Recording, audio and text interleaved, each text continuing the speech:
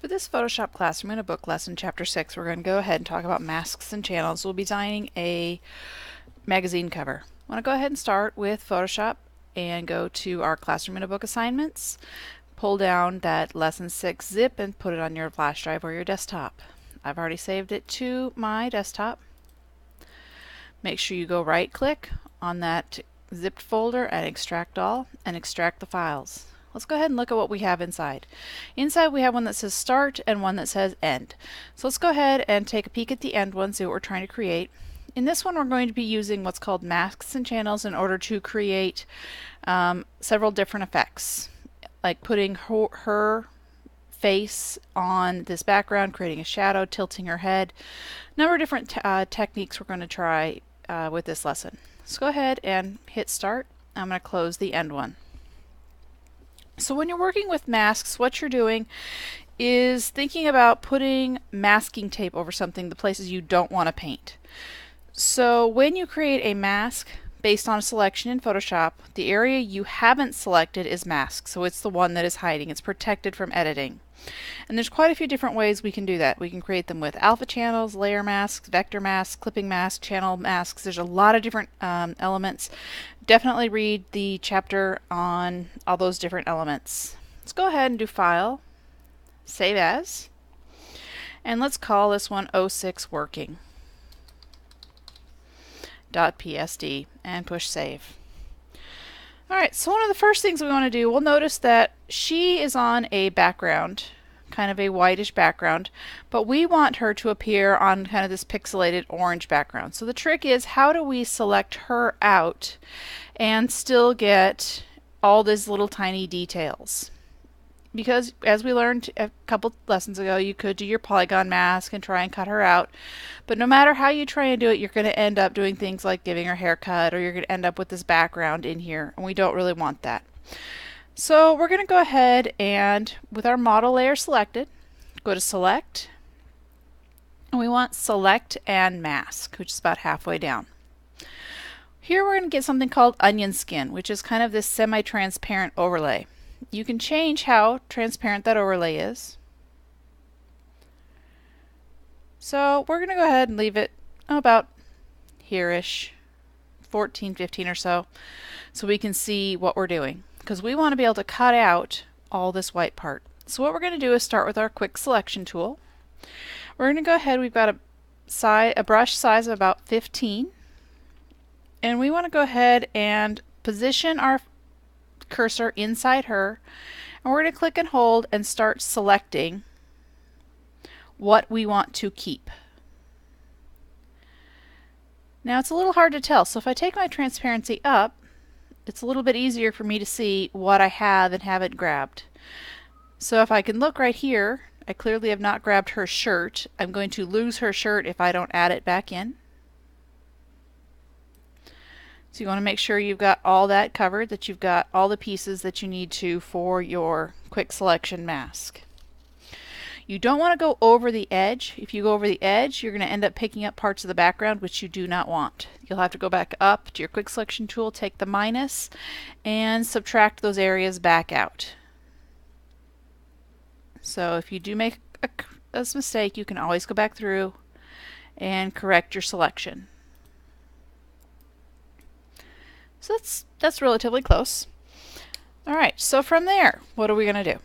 Let's go ahead and look at, as we talked about, you can't see with the onion skin very well what we're doing. Go under your preview mode, under view mode here, and let's go ahead and choose overlay.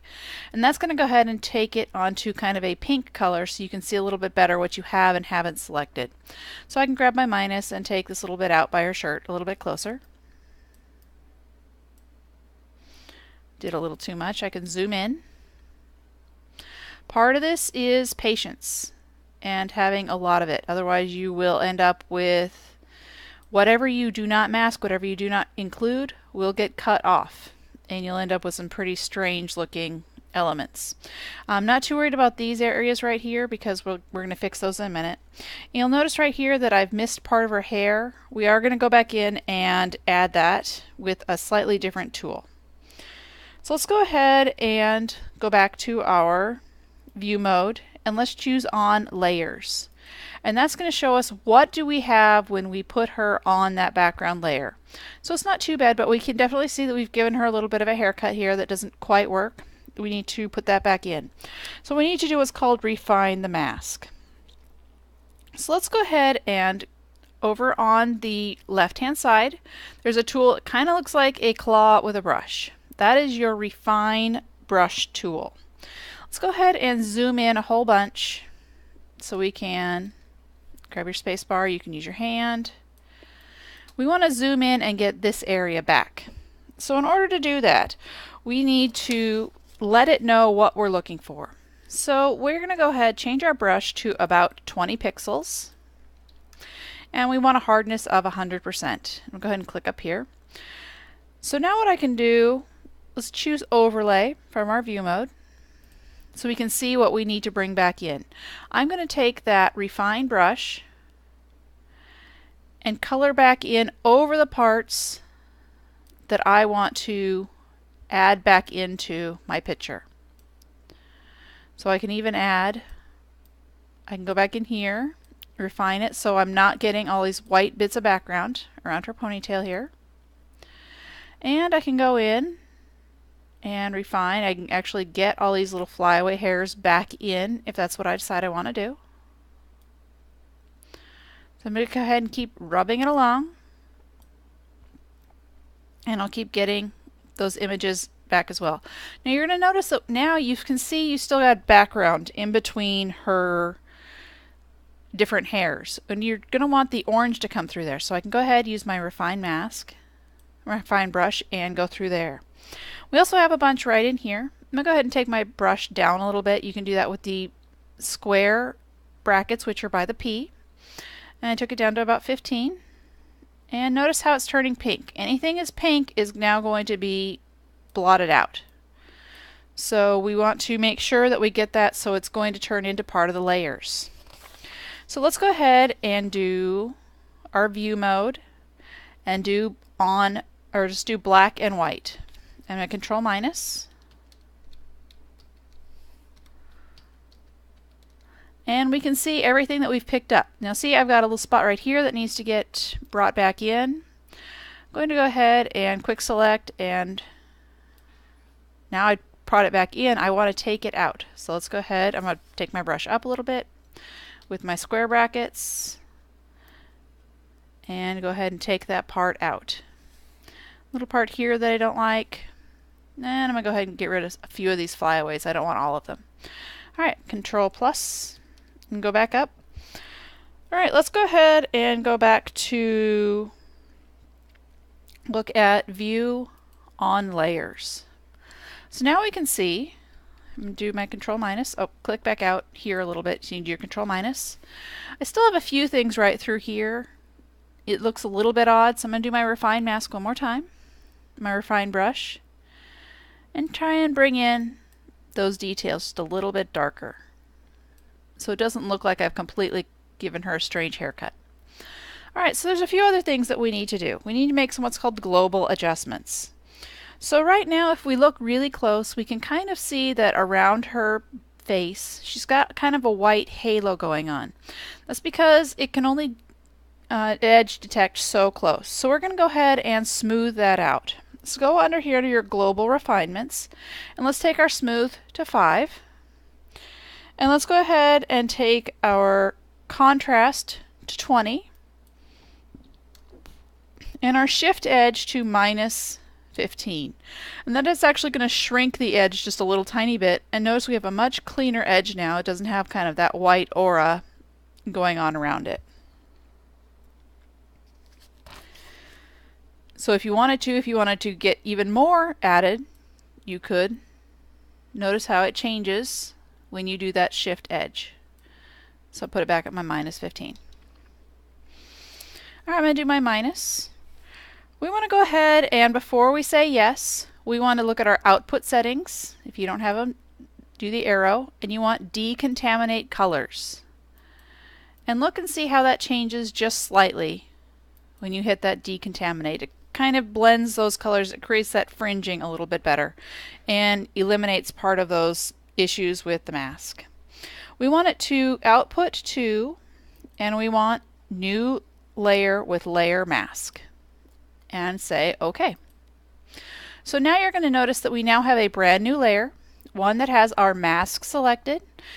It made a copy of our model layer, and we're not looking at the model layer right now. We don't want to see her. So that's what we've got so far.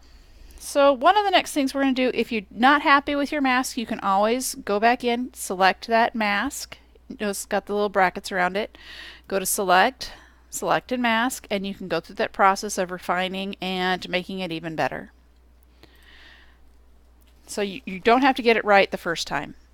Alright, one of the next things we're going to do is play with a quick mask. We want to go ahead and make her brown glasses green. We can do that with a quick mask. I'm going to go ahead and hide this magazine background. I'm going to Control plus zoom in, or I can grab my zoom in a bunch on her glasses. Now this is one where you need to be relatively careful with how you're going to be creating your selection. You need to be kind of careful and accurate with it. You're going to go into your quick mask, which is right here below your foreground background colors, and enter the quick mask mode. What you need to know when you're playing with these masks is that black and white are the colors you use to add and subtract the color from your selection. So right now I'm going to go ahead and grab my brush tool.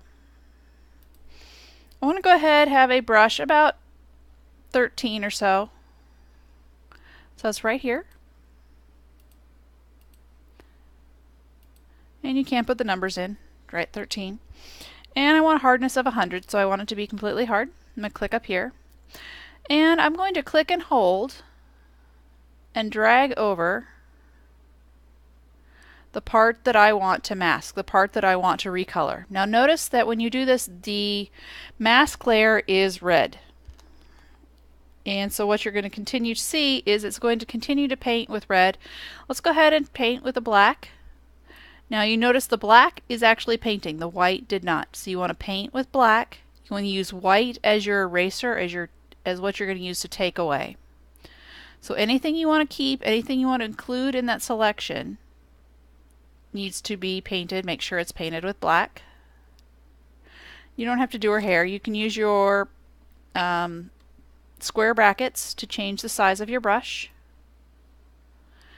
And we want to go ahead and make sure we paint all the way around all of her glasses, everything that we want to turn into the green color instead of the brown.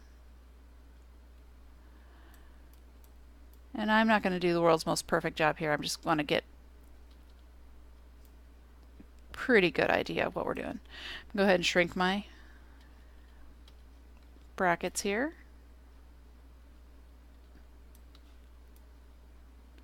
Change size of my brush.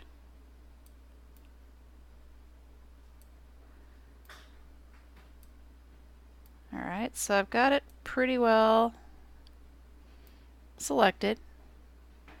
Clearly I'm not doing the world's best job. You would want to take your time and be a lot more careful in how you select. Alright, so I'm going to do my Control minus. Now when I go ahead and click back out to my standard mode, you'll notice that I now have my selection. I can kind of see what it has selected because anything in the dancing ants is what we are going to adjust. We're going to change the color on. So we want to adjust everything except. So we want to do select and inverse. So that way it's actually going to select just this part right here. Next we're going to do is image and adjustments. And we want hue and saturation. So what we're doing right now is destructive editing. Instead of doing an adjustment layer that we can undo, we are destructive editing. We're actually going to change these pixels. And notice how if you play with the hue, we can change the color pretty easily of her glasses. I'm going to go ahead and choose kind of this funky green. Notice that it's not actually green on here. It's basically the opposite of where it is on the color spectrum. So choose a color you like. This one choose 70. I'm going to choose something a little bit brighter and say OK and deselect. So Control D and Control minus, and now we've made her brown glasses into a green. Alright, one of the next things we're going to do is manipulate our image with what's called a puppet warp. So we can actually take our picture here, and we're going to make it so her neck goes up even higher. So it's kind of like she's giving a chin lift. We're going to go to Edit, make sure our model layer, and we want this one that says Puppet Warp, and it's going to lay a grid over our entire image. We want to go ahead and select some base points. So we're going to go ahead and add some tacks, some points along that grid. And these points allow us to pivot her head as we go along. So I'm going to go ahead and add my spots in. Alright, now I want to go ahead and pivot it from here. So I'm going to click on that one. You see it's got the white spot in the middle, the white dot. I'm going to hit Alt or Option if you're on a Mac, and a large circle appears. From here, what I can do is, I actually took it away, pull or rotate or change how her head is. We just want to rotate it down. So if you'll notice that number at the top right here is changing. We want to go ahead and rotate it to 170. So we gave her a major chin lift on that one. And it really depends on where you put your pins as to the degree of the lift. If you put it down lower, it's going to use a different point as a fulcrum. So if you're happy with it, go ahead and push check, commit. If you do Control Z, you can kind of see what happened here. So I got a little bit of a weird thing going on. I'm not going to worry about it for this purpose. If I was doing this for real, I would definitely go back and fix it. So one of the next things we're going to do is create a shadow, because remember that sample we saw had a big shadow right over here to the side. So we're going to create a shadow in what's called an alpha channel. Channels are different than layers. Channels are where you store information about colors and information about the selections, whereas layers is where you information about painting, shapes, text, and other content. So let's go ahead and on the layers panel, we want to, on the model part, hit Control, click, and it's going to make a selection around the entire thing, which we don't want. So I'm going to Control Z. I'm going to Control click the picture of just the model, and now notice I get my dancing ants just around her. Now you want to pay attention to what you're doing, because you want to make the shadow of just her, not the entire thing. From here, we're going to go ahead and do Select and Save Selection, which is down here toward the bottom. And we're going to call this Model Outline. And we're telling it to make it as a new channel. And that is OK. So now we have to actually do something with that information. We need to create a new layer, so our post-it note at the bottom. Notice it made it all the way at the top, because that was where we were most recently, but we want the shadow to be behind the model. So let's go ahead and click and drag and pull that behind that layer. Now let's double click and call this one Shadow, so that we know which layer that we're on. Next thing we're going to do is on our shadow layer, we want Select and Select Mask, because we've already saved it. And we want to do it View on Black. And we want to go ahead and shift the edge to +36. So we're going to make it a little bit bigger. And we want to output it to the selection. And we're going to say OK. Now we actually have to do something with that selection. So we're going to go to Edit and Fill. And we want to fill it with black. And we're going to say OK. So now you'll see I've got kind of this black outline behind my model. If I turn my model off, I'll see I kind of have this black silhouette of my model so far. So it doesn't look too shadowy yet. We're going to play with that a little bit more, because obviously shadows aren't that dark. I'm going to be on my shadow layer. I'm going to go up to my opacity and take it down to about 30% or so. But I still can't see it very well. So let's go ahead and deselect. So Control D to deselect our selection. Let's go to Edit. Let's go to Transform. And then we want Rotate. And we want to go ahead and rotate by hand, or we can just change it to -15. And notice her shadow's popping out now, but we want to change it even a little bit more. So we're going to go over here to the one that says X, and we want to place it at 545. So we've created kind of a different effect. We can really see her shadow now. Alright, so let's go ahead and turn our magazine background back on, and we have now created a background for our magazine. We can lay on our masthead, lay on our typography, which is the next lesson. We're going to do a File, Save, and turn in this 06 working as part of the assignment. That's all for this one.